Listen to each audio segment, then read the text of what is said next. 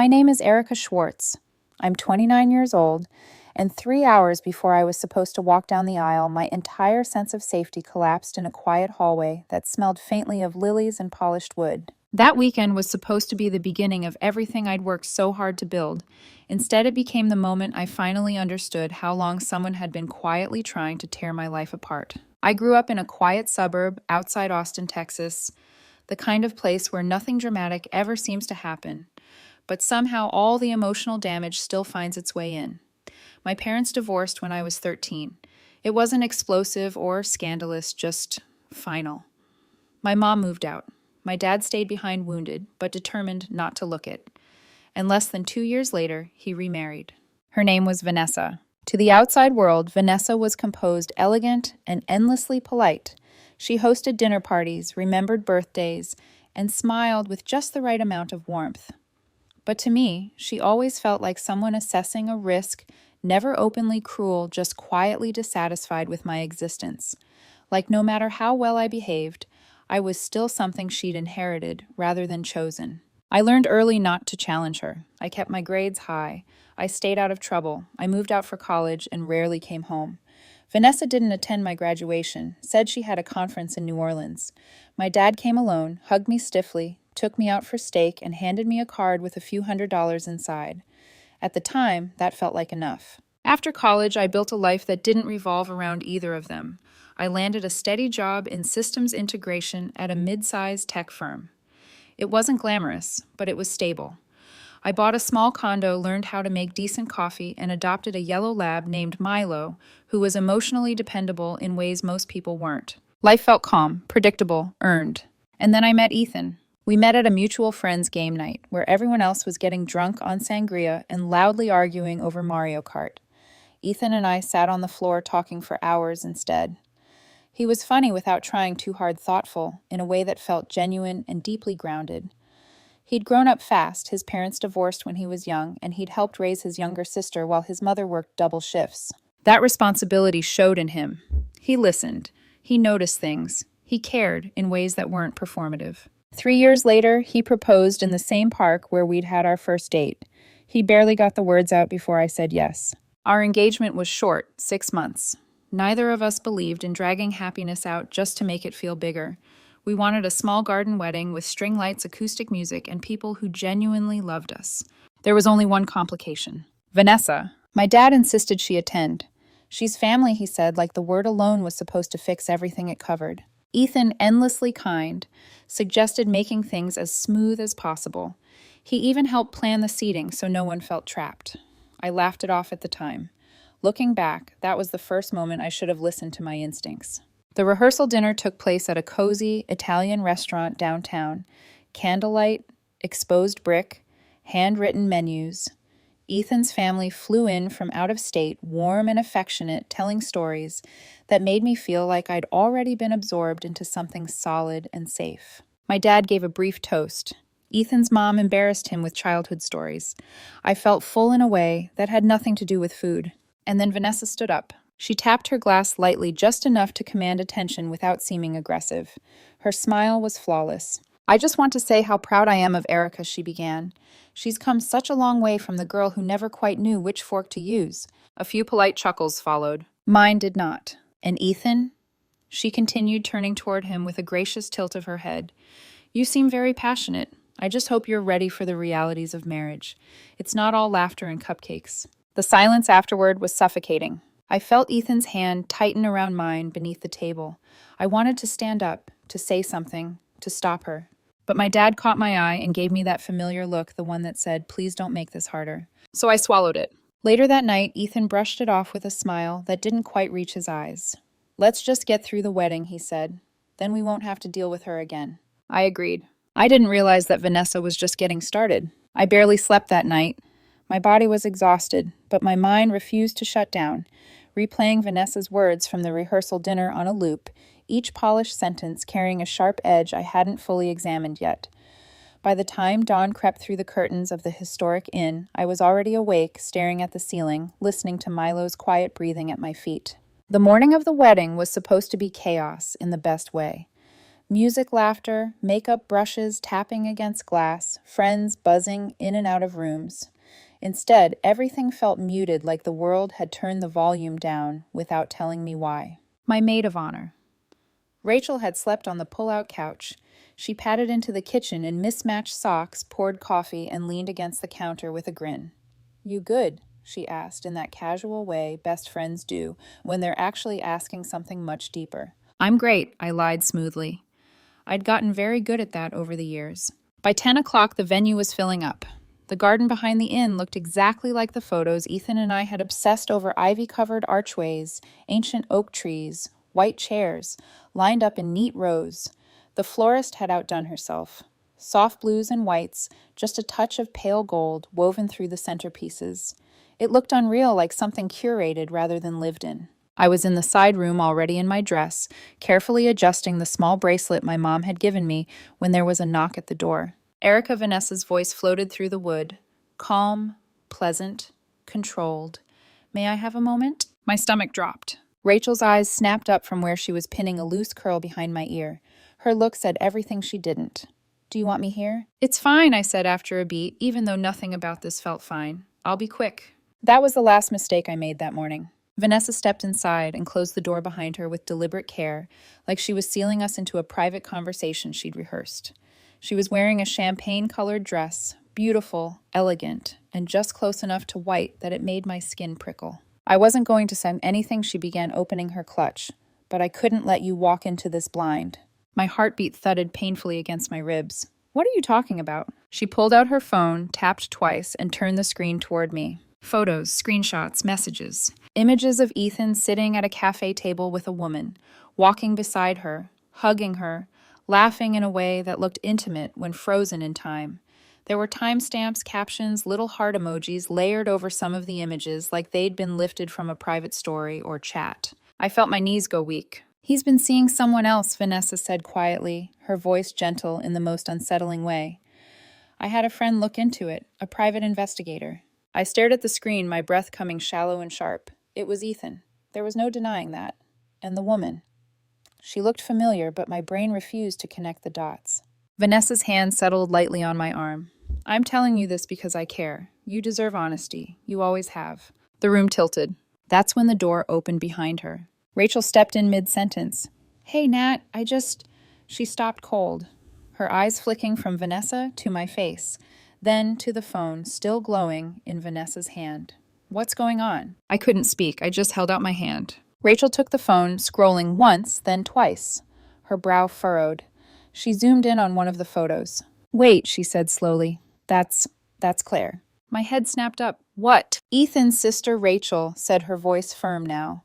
"I met her at the engagement party. Remember short hair, sarcastic, kicked your cousin's ass at cornhole?" The world snapped back into focus so fast it made me dizzy. "That's his sister Rachel," repeated, handing the phone back to me like the truth itself had weight. "Every single one of these is his sister." Silence flooded the room. Vanessa didn't speak right away. She just stood there, her expression carefully neutral, like she was recalculating in real time. "You hired someone to follow Ethan," I said, my voice shaking despite my effort to keep it steady. "It's not like that," she replied quickly. "I just heard things, had a feeling, a woman's intuition." "You're not my mother," I snapped louder than I intended. For the first time, her composure cracked. Just a flicker, but I saw it. "I've been in your life for over a decade," Vanessa said sharply. "I've looked out for you more than your actual mother ever did." That landed like a slap. "You mean the woman who raised me before you ever showed up?" I shot back. "You didn't look out for me. You tried to control me." Rachel stepped between us before Vanessa could respond. "I think it's time for you to leave." Vanessa's lips pressed into a thin line. She adjusted her dress, straightened her shoulders, and walked out without another word. The door clicked shut behind her. I didn't feel relieved. I felt violated, like someone had reached inside my chest and rearranged things just to see if they could. Rachel wrapped her arms around me. "She tried to sabotage your wedding," she whispered. "That wasn't concern. That was calculated." I nodded numbly. "I need to talk to Ethan." Rachel hesitated. Maybe wait until after the ceremony. It's his sister. It's your wedding day. Don't let her poison this moment any more than she already has." She was right. But as I stared at my reflection veil in place, dress perfect, smile rehearsed, I knew something irreversible had already happened. The wedding hadn't even started yet. and it was already under attack. The minutes after Vanessa left felt unreal, like the air itself had thickened. Rachel stayed with me while the room buzzed back to life outside, voices, footsteps, laughter drifting through the walls, as if nothing had happened. As if someone hadn't just tried to dismantle my entire future with a handful of lies and a practiced smile. I kept replaying the images in my head. Not the photos themselves anymore, but the intention behind them. The certainty with which Vanessa had walked into that room. The confidence. She hadn't come to warn me. She'd come to break something. "Do you want me to get Ethan?" Rachel asked gently. I shook my head. My throat felt tight, like if I spoke too much, everything would spill out all at once. Not yet. Because what would I even say? Your sister almost destroyed our wedding this morning. Didn't feel like something you could drop on a person and still expect them to stand at the altar an hour later with steady hands and an open heart. I needed to protect something. If not myself, then at least the moment. When I finally saw Ethan again, it was just before the ceremony. He was standing near the garden arch jacket, off sleeves, rolled up slightly, laughing with his groomsmen. The sunlight caught his face in that familiar way that had always made me feel calm, safe. And for a split second, I almost convinced myself to say nothing at all. But he turned and caught my eye, and immediately his smile faded. He crossed the distance between us in 3 long steps. "Hey," he said quietly. "What's wrong?" "That was Ethan. He always knew." "Can we talk?" I asked. We stepped just far enough away that the music and chatter blurred into background noise. I took a breath, grounding myself. "Vanessa pulled me aside this morning," I said carefully. "She showed me photos. Tried to say you were cheating." His face drained of color. "What?" "I didn't believe her," I added quickly. "Rachel recognized your sister immediately. The photos were manipulated. It was all a setup." Ethan stared at me, stunned. Then something hardened in his eyes. Not anger at me, but disbelief, mixed with something darker. Recognition. "She actually did that," he murmured. "On our wedding day." I nodded. "I didn't want you walking down the aisle thinking about this. I just needed you to know, in case she tries something else." He exhaled slowly, running a hand through his hair. "I knew she didn't like you," he said. "But this is unhinged." "I'm so sorry," I whispered the words, spilling out before I could stop them. "I should have shut her down sooner. I shouldn't have let her near us." Ethan reached for my hands, holding them firmly. "Hey, none of this is on you. She made her choice. We're making ours." There was pain in his eyes. Not doubt pain. The kind that comes from realizing someone has crossed a line you didn't think they were capable of crossing. The ceremony started 10 minutes later. As I walked down the aisle, the garden looked exactly the way it was supposed to. Sunlight filtered through the trees. The chairs were filled with smiling faces. Soft music drifted through the air. But I felt like I was moving through glass. Ethan's eyes never left mine. That's what got me through it. That steady presence, the silent promise that whatever came after this, we'd face it together. Vanessa wasn't there. Part of me noticed immediately.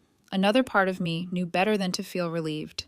Someone like her didn't retreat quietly. She recalculated. We said our vows. We laughed when Ethan's voice cracked.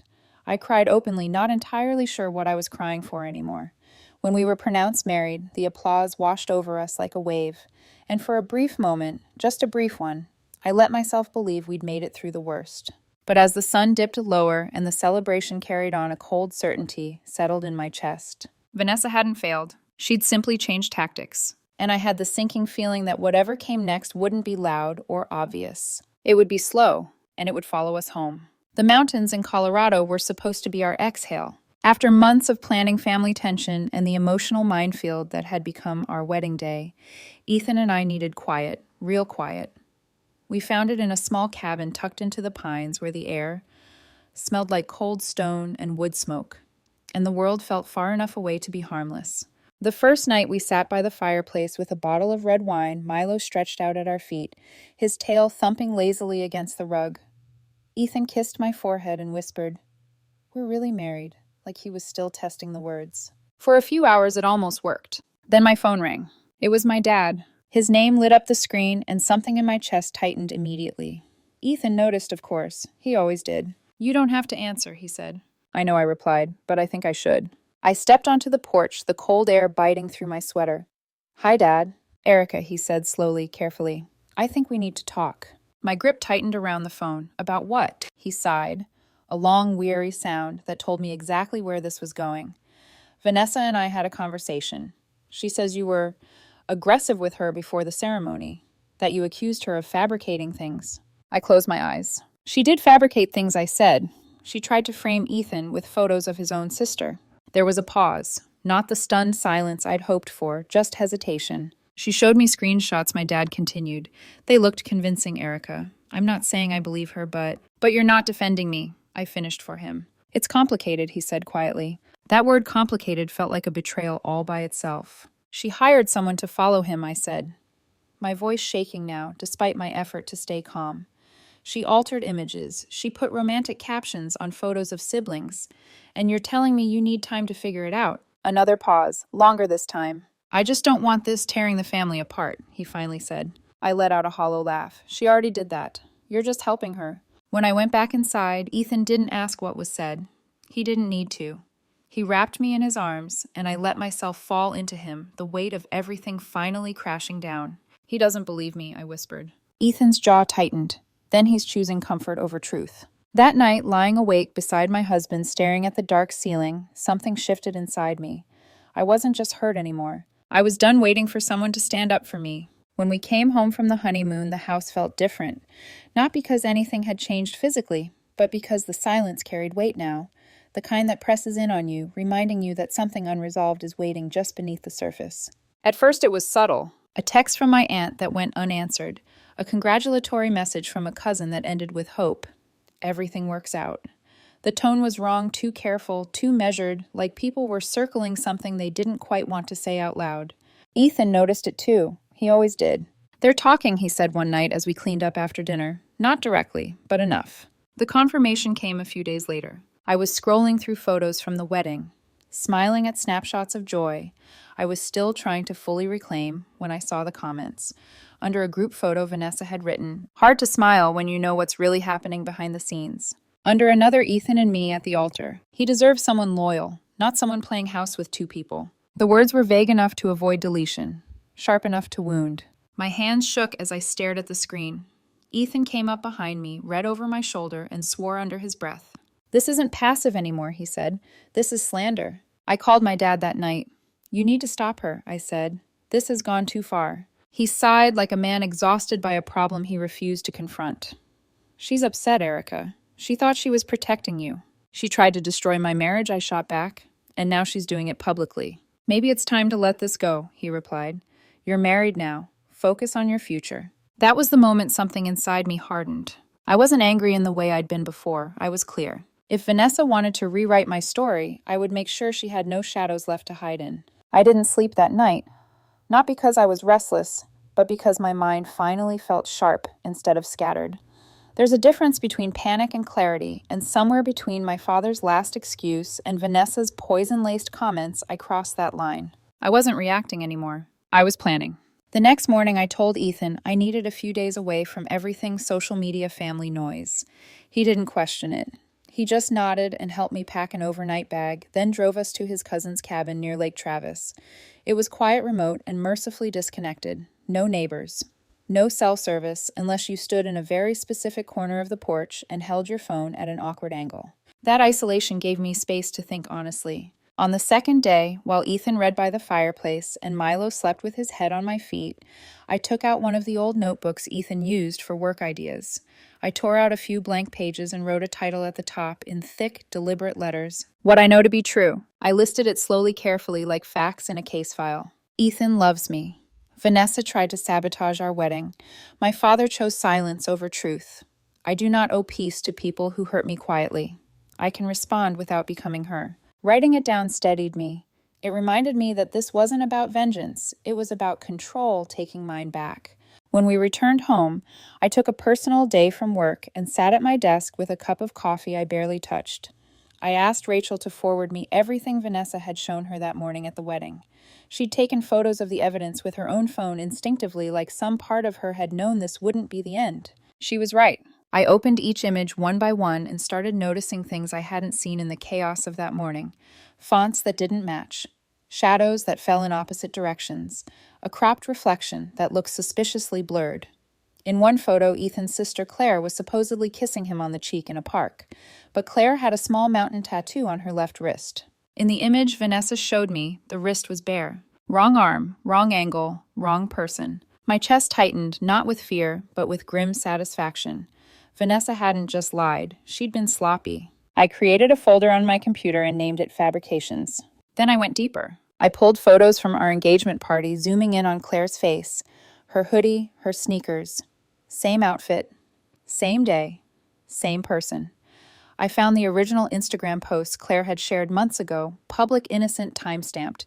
Vanessa hadn't even bothered to hide her sources well. Next, I reached out to people quietly. Rachel wrote a statement detailing exactly what Vanessa said and how she presented the photos. Claire sent a calm, signed message confirming she was the woman in the images and that every photo was taken during normal sibling time. Ethan's groomsman, Lucas, mentioned something that made my stomach drop. He'd seen Vanessa cornering the wedding planner the morning of the ceremony, asking strange questions about backup seating and contingency plans. I remembered Rachel mentioning that too. The pieces were lining up. The final blow came on a rainy Saturday afternoon. Ethan and I sat on this couch watching raw footage from our wedding moments. We hadn't had the emotional energy to look at yet.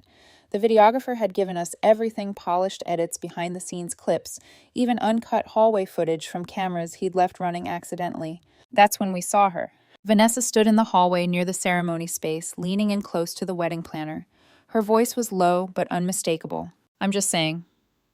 She laughed lightly. "If something were to happen, cold feet, last-minute changes, would your team be prepared?" The planner looked confused. "We don't usually plan for that." Vanessa smiled. "I just like to be prepared. Erika's always been a bit emotional." I paused the video. Ethan didn't say anything. He didn't need to. She hadn't just hoped the wedding would fall apart. She tried to engineer it. That footage changed everything. This wasn't speculation. It wasn't interpretation. It was proof of intent. I leaned back, exhaling slowly. "I'm not going to fight her," I said. "I'm going to expose her." Ethan nodded. "And I'll stand right next to you when you do." That night, I opened a new document and started organizing everything: screenshots, originals, statements, timestamps, video stills. Not emotionally, methodically. Like someone who finally understood the rules of the game being played against her. Vanessa thrived in whispers, so I decided to bring everything into the light. I didn't rush it. That was the hardest part for people to understand later: how calm I was, how deliberate. They assumed something like this would be driven by rage, by sleepless nights, and impulsive decisions. But the truth was, once I had the evidence laid out in front of me, anger stopped being useful. Precision took over. I spent the next 2 weeks refining everything. I wasn't writing an accusation. I was building a record. Ethan helped, but he let me lead. He understood that this wasn't just about our marriage anymore. This was about years of quiet manipulation finally being dragged into daylight. I compiled screenshots side by side, Vanessa's doctored images next to the originals pulled straight from Claire's public posts. I highlighted mismatched fonts, distorted shadows, altered timestamps. I included written statements from Rachel, from Claire, from Lucas. I added still frames from the wedding video complete with time codes, showing Vanessa leaning into the wedding planner, smiling as she planted doubt like a seed. At the top of the document, Ethan and I wrote a short letter together. Calm, polite, almost painfully reasonable. We hadn't planned to share any of this. We value privacy and family. However, due to ongoing rumors and misleading statements surrounding our wedding and our relationship, we feel it's important to clarify the facts so they cannot continue to harm us or others. No names in the opening paragraph, no accusations, just truth. I titled the file "Clarification Regarding Recent Events." Then I printed it. 10 copies, professionally bound, clean covers, page numbers, no drama, no flair, just something that looked exactly like what it was: a quiet reckoning. We chose Easter brunch for a reason. My dad's side of the family had always treated Easter like a performance of unity. Big meal, forced smiles, carefully avoided topics. Vanessa would be there. So would everyone who'd heard the whispers but never asked questions out loud. Ethan and I arrived slightly late. Not enough to make a scene, just enough that people noticed. Vanessa was seated beside my dad when we walked in. She smiled at us, warm, controlled, familiar.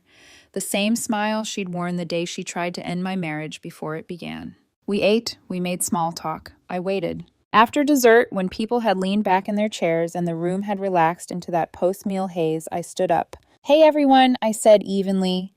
"Ethan and I just wanted to say thank you for being here today. The last few months have been complicated. and we've realized there's been some confusion about what actually happened around our wedding." Vanessa's fork froze midair. "I don't want this to be uncomfortable," I continued, "but we think it's important that everyone has the same information." I handed the booklets out slowly, one to my aunt, one to my grandmother, one to my cousins. I placed one gently in front of my dad. I did not hand one to Vanessa. The room grew quiet in a way that felt physical. Pages turned. Someone inhaled sharply. My aunt crossed her arms and leaned back, eyes narrowing as she read. My dad flipped through the pages, his face draining of color with every section. Vanessa didn't open hers. She didn't need to. She knew. No one raised their voice. No one accused. The damage happened in silence, exactly the way she'd always operated, only this time the truth was louder. When we left, no one stopped us. I didn't look back. The fallout didn't happen all at once. It crept in quietly through vibrating phones and unread notifications, through conversations that happened without me and then circled back like echoes. Ethan and I drove home from Easter brunch in silence, not the strained kind, but the calm that comes after something final. I felt lighter than I had in months, even though I knew what we'd set in motion couldn't be undone. The next morning, my phone told the story before anyone did. 32 missed calls, voicemails stacked one on top of another, all from my dad. I didn't listen to them right away. Ethan made coffee. Milo pressed his nose against my knee, sensing the shift. I stood at the kitchen window, watching sunlight creep across the floor, reminding myself that I didn't owe anyone immediate access to me, not anymore. By the afternoon, the messages started coming from other people, cousins, an aunt who hadn't spoken to me in months, even a family friend who'd attended the wedding and then quietly distanced herself afterward. "I'm so sorry, I didn't know. I should have asked you directly." Vanessa's web unraveled faster than I expected. Rachel called first. "Your dad's in full damage control mode," she said. Apparently Vanessa's telling people she was misled by someone else. A friend. A fake investigator. I laughed, not because it was funny, but because it was predictable. Of course she is. "She's furious," Rachel added. "But people aren't buying it." That mattered more than I thought it would. 3 days later, my dad showed up at our door. He looked older than I remembered. Not just tired, worn down by something heavier than exhaustion. He held his keys in one hand and a folded piece of paper in the other, like he wasn't sure which one he needed more. "I'm not here to defend her," he said immediately. "I just want to understand why you had to make it public." I let the silence stretch before answering. "You didn't believe me when I came to you privately," I said calmly. "You told me to let it go, to keep the peace. So I did the only thing left that would stop her." "She's my wife," he said weakly. "And I'm your daughter," I replied. "You asked me to swallow lies so things would be easier for you. I won't do that anymore." He looked like he wanted to argue, or apologize, or do both at once. Instead, he just nodded, defeated. I closed the door gently after he left. Over the next few weeks, Vanessa disappeared from family events. My grandmother stopped inviting her. My cousins, embarrassed, shaken, reached out with quiet apologies. We didn't punish anyone for believing her. We just moved forward without explaining ourselves again. Vanessa tried once more. A handwritten letter arrived in the mail, folded neatly, sealed carefully. "I've always tried to protect you. My methods may have been misunderstood, but my intentions were pure. Ethan is a good man, though I still believe you could have aimed higher. No apology, no ownership." I burned it in the sink and watched the ashes curl into nothing. The silence that followed wasn't empty. It was earned. For nearly 5 months, my dad and I didn't speak. Not because I demanded distance, and not because he was punishing me, but because neither of us knew how to exist in this new reality where the truth had finally been spoken out loud. I missed him in an abstract way, the version of him from before, the one who took me to steak dinners and told me he was proud. But I didn't miss the man who had stood quietly beside someone trying to destroy my marriage. And that distinction mattered. When we did meet again, it was at a neutral cafe. No Vanessa, no drama, just two people trying to find their footing in the aftermath of a choice that couldn't be undone. "I failed you," he said, not perfectly, but honestly. I let her rewrite things because it was easier than facing the truth. I didn't tell him it was okay. I told him it was a start. That was enough. Life, in the meantime, had been moving forward steadily, quietly, beautifully. Ethan and I traveled that summer. Italy first, then Portugal. Long dinners on balconies, cobblestone streets. No tension, no whispers. Just the two of us learning what peace felt like when it wasn't constantly being threatened. Work changed, too. I was promoted, trusted with bigger projects, mentoring junior engineers, who reminded me of myself before I learned how sharp people could be, when they smiled. Ethan thrived in his own work, and together we built routines that felt sacred in their simplicity. Every morning, he made me a vanilla oat latte. He tried to draw a heart in the foam. It usually came out crooked. I pretended not to notice. Vanessa never apologized. She still lurks online, still curates the same flawless image, still waits for an opening that will never come. My dad stayed with her. That was his choice. Mine was stepping away. Because the truth is, the best revenge wasn't exposing her. It was refusing to let her define me. When someone tries to destroy your life and calls it love, the answer isn't rage or humiliation. It's freedom. It's building something so solid that their shadows can't reach it anymore. And now, standing in my kitchen, sunlight spilling across the floor, Milo asleep at my feet, Ethan humming softly as the espresso machine warms up, I know something I didn't 3 hours before my wedding. Peace doesn't shout. It doesn't perform. It simply exists. And so do I.